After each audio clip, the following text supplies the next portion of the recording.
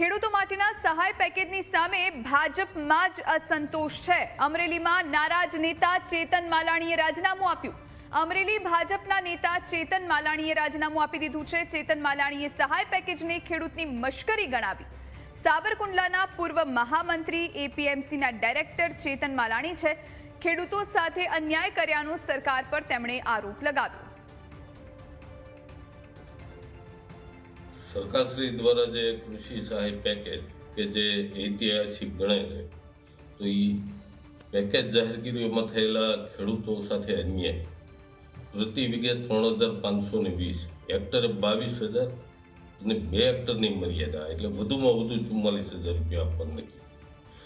હવે મગફળીનું ઉત્પાદન જે ખેડૂતોને 20 મણની આસપાસ થવાનું હતું, સરકારે જે ટેકાના ભાવ જાહેર કર્યા છે 1,452 રૂપિયા, એટલે 30,000 રૂપિયા જેટલું ખેડૂતોને પ્રતિ વીઘે નુકસાન થયું। સરકારે માત્ર 3,520 રૂપિયા આપ્યા છે, એટલે 10%। એક બાજુ સરકારે એમ કહે છે કે ખેડૂતોને 100%થી 80% સુધી નુકસાન થયું છે, તો આ વળતર છે। એક ખેડૂતના દીકરા તરીકે આજે મારી વેદના બહાર આવી છે કે ખેડૂતો સાથે આવી ક્રૂર મજાક।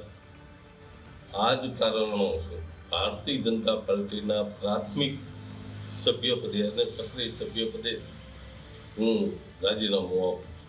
આજ વિશે વધુ જાણકારી સાથે સંવાદદાતા દશરથ આપણી સાથે ફોન લાઈન પર જોડાયા છે। દશરથ, ખેડૂતો માટેના સહાય પેકેજની કાલે સાંજે જાહેરાત કરવામાં આવી અને ત્યારબાદ ભાજપમાં જ અસંતોષ જોવા મળી રહ્યો છે। ચેતન માલાણીએ રાજીનામું આપી દીધું છે, શું જાણકારી? બિલકુલ જોઈએ, અમરેલી જિલ્લામાં છે તે કમોસમી વરસાદથી ભારે નુકસાન થયું હતું ને ખેડૂતો છે તે એક સહાય પેકેજની વાટ જોઈ રહ્યા હતા। ત્યારે ગઈકાલે રાજ્ય સરકાર દ્વારા 10,000 કરોડનું જે પેકેજ જાહેર કર્યું તેમને લઈને ક્યાંક ખેડૂતોમાં નિરાશ છે ને ત્યારે ભાજપમાં જ ભડકો થયો છે ને ભાજપના અમરેલીના નેતા ચેતન માલાણીએ રાજીનામું આપ્યું છે ને 10,000ના સરકારના સહાય પેકેજને છે તે મશ્કરી ગણાવી છે ને સાબરકુંડલાના પૂર્વ મહામંત્રી પણ ભાજપના રહી ચૂક્યા છે ને એપીએમસીના ડાયરેક્ટર છે ચેતન માલાણી। બિલકુલ દશરથ, સમયનો અભાવ છે। આભાર આપનો તમામ જાણકારી આપવા માટે।